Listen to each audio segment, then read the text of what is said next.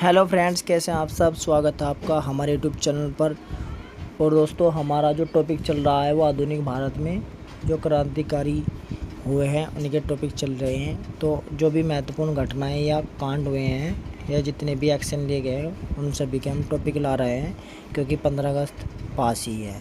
ठीक है, तो देशभक्ति और देश की उसमें हम महत्वपूर्ण जो पार्ट हैं वो ला रहे हैं। और दूसरा, यूपी पुलिस की भी पेपर है इसी महीने, तो उसके लिए भी बहुत ही महत्वपूर्ण ये टॉपिक रहेंगे और अंत तक जरूर देंगे, क्योंकि बहुत ही महत्वपूर्ण पर्सन है। और आज का हमारा टॉपिक रहेगा जलियांवाला बाग हत्याकांड।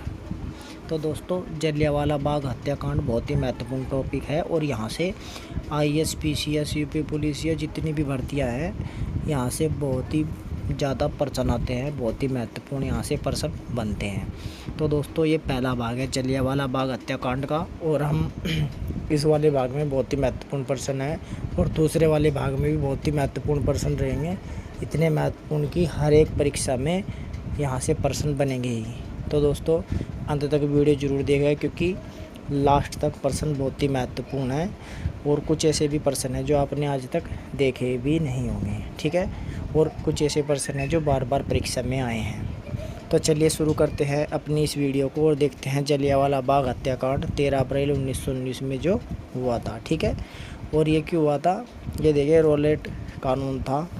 ठीक है, और ये दो साथी थे जो अमृतसर में डॉक्टर सत्यपाल और डॉक्टर सैफुद्दीन किचलू को बिना किसी कारण गिरफ्तार कर लिया गया था। तो ये दो घटनाएं थी जिनसे आक्रोश में आकर ये लोग इकट्ठा हुए थे जलियांवाला बाग अमृतसर में, और वहाँ ये घटना को अंजाम जनरल डायर ने दिया था। ठीक है, तो चलिए देखते हैं अब जल्दी जल्दी से इन प्रश्नों को। तो हमारा पहला प्रश्न है, जलियांवाला बाग हत्याकांड कब हुआ था। तो दोस्तों, ये हुआ था 13 अप्रैल 1919 को। ठीक है, 13 अप्रैल 1919 को हुआ था। और ये किसने किया था, ये किया था दोस्तों जनरल डायर ने। ठीक है, और जनरल डायर ने ये 5 बजे के लगभग, शाम के 5 बजे ये कार्रवाई की थी। और उस समय हंसराज भाषण दे रहे थे, मतलब लोगों से भाषण दे रहे थे उस समय। और 10 मिनट गोलियां चली और 10 मिनट में 1650 गोलियां दागी गई। ठीक है, तो चलिए अब हम चलते हैं अगले प्रश्न पर। और ये जलियांवाला बाग हत्याकांड कब हुआ, तो 13 अप्रैल 1919 को। ठीक है, चलिए अगले प्रश्न पर चलेंगे। अगला प्रश्न है, जलियांवाला बाग हत्याकांड कहाँ हुआ था। तो देखिए, जलियांवाला बाग हत्याकांड अमृतसर पंजाब में हुआ था। ठीक है, अमृतसर पंजाब राज्य था ये, और उसकी एक जगह अमृतसर जो ज़िला है वहाँ हुआ था। ठीक है, और अमृतसर में जलियांवाला बाग था।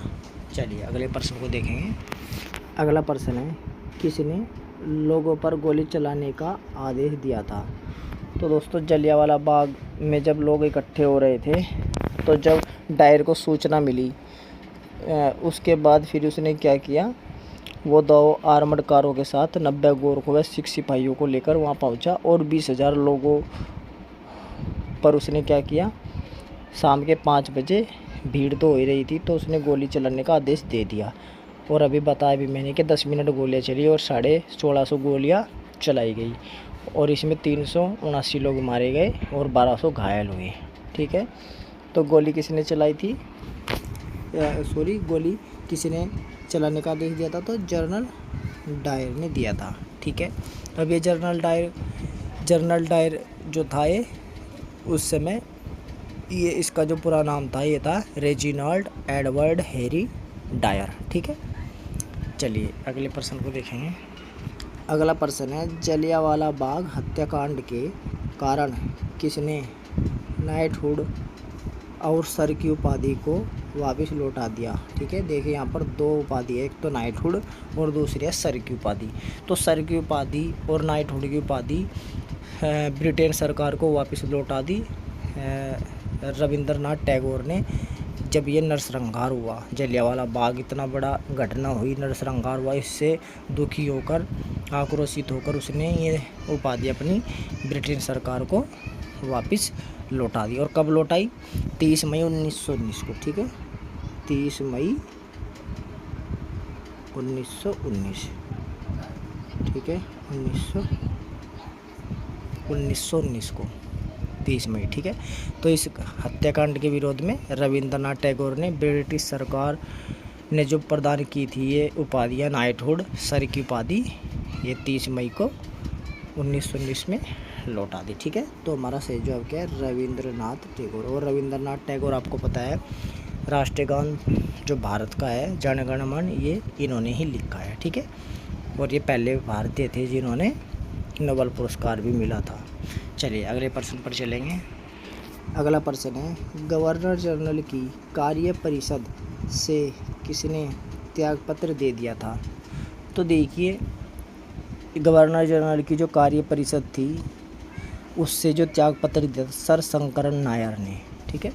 तो सर शंकरन नायर ने जलियांवाला बाग हत्याकांड इसने नरसंहार से दुखी होकर और आक्रोशित होकर इसने क्या किया था? सर शंकरन ने कार्यकारी परिषद से त्यागपत्र दे दिया था, जो गवर्नर जनरल की परिषद थी, ठीक है। तो सर शंकरन नायर ने। चलिए अगले प्रश्न पर चलेंगे। अगला प्रश्न है, वर्ष 2013 में कौन ब्रिटिश प्रधानमंत्री जलियांवाला बाग स्मारक पर आए थे? तो देखिए डेविड कैमरून वर्ष 2013 में डेविड कैमरून इस स्मारक पर आए थे, मतलब जलियांवाला बाग स्मारक पर। और इन्होंने विजिटर्स बुक में लिखा कि ब्रिटिश इतिहास की यह एक शर्मनाक घटना थी, ठीक है। चलिए अगला प्रश्न इसी संबंधित देखेंगे। अगला प्रश्न है, विजिटर्स बुक में किसने लिखा कि ब्रिटिश इतिहास की यह एक शर्मनाक घटना है? तो डेविड कैमरून ने लिखा, ठीक है। जब वो भारत आए 2013 में तो तब उसने लिखा कि ये ब्रिटेन की सबसे मतलब इतिहास की सबसे शर्मनाक घटना थी, ठीक है। तो डेविड कैमरन, ठीक है। चलिए अगले प्रश्न पर चलेंगे। हाँ एक बात और बता, तो ये रॉबर्ट वालपोल है, ये ब्रिटेन के पहले प्रधानमंत्री थे, ठीक है। और ये लॉर्ड चेम्सफोर्ड उस समय क्या थे? ये वायसराय थे, ठीक है। चर्चिल भी क्या थे? प्रधानमंत्री रहे हैं, ठीक है। तो चलिए अगले प्रश्न पर चलते हैं। अगला प्रश्न है, हंटर समिति, ठीक है, ये हंटर समिति है, का गठन किस घटना की जांच के लिए किया गया था? तो देखिए जलियांवाला बाग हत्याकांड की जांच के लिए हंटर समिति का गठन किया गया था, ठीक है। क्योंकि हत्याकांड को पहले तो वे गंभीरतापूर्वक नहीं ले रहे थे, लेकिन कांग्रेस के बार बार आग्रह करने पर और सर्वव्यापी असंतोष दिखाते हुए 1 अक्टूबर 1919 को हंटर समिति का गठन किया गया, ठीक है। तो जलियांवाला बाग हत्याकांड की जांच करने के लिए दोषियों को सजा दिलाने के लिए था, ठीक है। चलिए अगले प्रश्न पर चलेंगे। अगला प्रश्न है, हंटर समिति ने अपनी रिपोर्ट कब पेश की थी? तो हंटर समिति ने मार्च 1920 में अपनी रिपोर्ट प्रस्तुत की, ठीक है। तो मार्च 1920 में अपनी रिपोर्ट प्रस्तुत की। अब उसमें क्या किया? अब उसमें उसने अब इससे पूर्व ही सरकार ने दोषी लोगों को बचाने हेतु इंडेमनिटी बिल पास कर दिया। और जो समिति की रिपोर्ट थी उसमें कहा कि कांड में सरकार का कोई दोष नहीं था, ठीक है। चलिए अगले प्रश्न पर चलेंगे। हंटर समिति में भारत के कितने सदस्य शामिल थे? तो देखिए भारत के 3 सदस्य शामिल थे। कितने? 3 सदस्य। अब ये कौन कौन थे? पहले थे चमन लाल, ठीक है, मतलब ची मन लाल, ठीक है। ये थे चीमन लाल शीतलवाड़, ठीक है, चीमन लाल शीतलवाड़। दूसरे थे साहबजादा सुल्तान अहमद, ठीक है, सुल्तान अहमद,